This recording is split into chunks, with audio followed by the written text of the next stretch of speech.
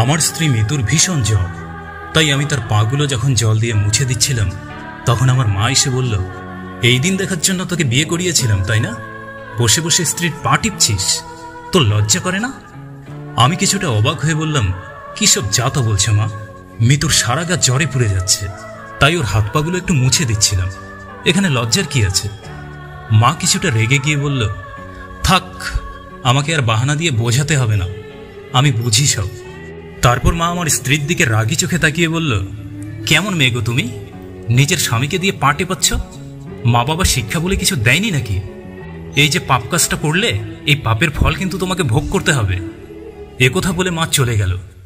মিতু তখন কান্না করতে করতে বলল, আমি আপনাকে না করেছিলাম এমনটা করতে, তবু আপনি করলেন, আর আমাকে মায়ের কাছে দোষী বানালেন। একথা বলে মিতু অন্যদিকে মুখ ফিরিয়ে শুয়ে পড়ল। আর আমি বসে বসে ভাবতে লাগলাম, আমি মিতুর কাছাকাছি থাকি কিংবা ওর কোনো কাজে হেল্প করি, মা সেটা সহ্য করতে পারে না।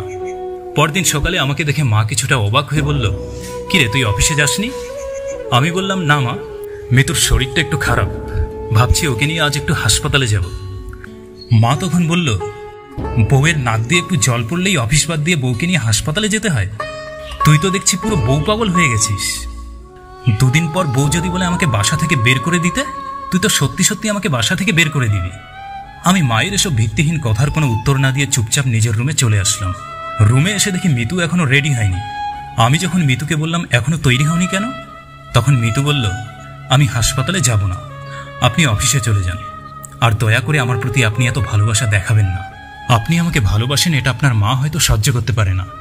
আমি মিতুর হাত ধরে বললাম, তুমি মায়ের উপর অভিমান করে এই কথাগুলো বলছো তাই না?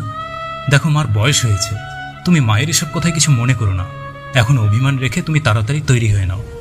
মিতুকে ডাক্তার দেখিয়ে বাসায় ফিরতে ফিরতে রাত হয়ে গেল। মা দরজা খুলে আমাকে বলল, কিরে আসতে এত দেরি হলো যে? আসলে মা, ডাক্তার দেখানোর পর মিতুকে নিয়ে একটু রেস্টুরেন্টে গিয়েছিলাম, তাই আসতে একটু দেরি হয়ে গেল। মা তখন তিক্ততার হাসি হেসে বলল, ডাক্তারের নাম করে বউকে নিয়ে রেস্টুরেন্টে খেয়ে এসেছিস, আর এখানে মা খেলো কি না খেলো তার কোনো খবর নেই। বাহ, এজন্যই মানুষ বলে, বিয়ের পর ছেলেরা মায়ের আঁচল বাদ দিয়ে বউয়ের আঁচল ধরে ঘুরে বেড়ায়। মায়ের কথা শুনে মিতু রাগ করে চলে গেল। আমি তখন মাকে বললাম, মা, আমি রেস্টুরেন্টে মিতুকে নিয়ে ঠিকই গিয়েছিলাম, কিন্তু খাবার আগে মিতুই বলল আমরা রেস্টুরেন্টে বসে খাবো, আর মা বাসায় কি না কি খায়, তার চেয়ে বরং আমরা খাবার পার্সেল করে নিয়ে যাই, বাসায় তিনজন একসঙ্গে খাবো।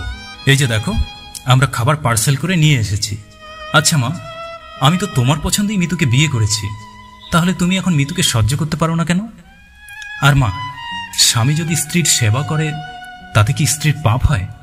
তুমি সেদিন কেন শুধু শুধু এতগুলো কথা বললে মিতুকে? মা, আমি তোমায় যেমন ভালোবাসি মিতুকেও তেমন ভালোবাসি। তোমার প্রতি যেমন আমার দায়িত্ব আছে, তেমনি মিতুর প্রতিও আমার কর্তব্য আছে।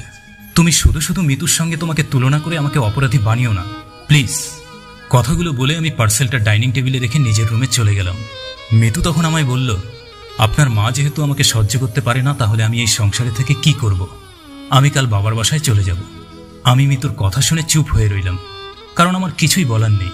এমন সময় মা রুমে এসে মিতুকে বলল, এই মেয়ে, খেতে এসো। মিতু মাথা নিচু করে গম্ভীরভাবে জবাব দিল, আমি খাবো না, আমার পেটে খিদে নেই। মিতুর কথা শুনে মা চুপচাপ চলে গেল। তারপর প্লেটে করে বিরিয়ানি এনে আমাদের পাশে বসে মিতুকে বলল, মারে, আমি যখন স্বামীহারা হয়েছি তখন আমার ছেলের বয়স মাত্র 6 বছর।